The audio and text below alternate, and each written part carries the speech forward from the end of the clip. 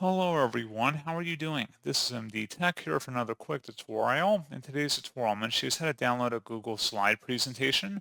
So this should hopefully be a pretty straightforward process, guys. And without further ado, let's go ahead and jump straight into it. So I have to do is select the file tab up at the top left and then select download. And you can select a variety of different file formats you want to download the presentation as. And that is all you have to do. So pretty straightforward process, guys. And as always, thank you for watching. I do hope that was able to help you out, and I do look forward to catching you all in the next tutorial. Goodbye.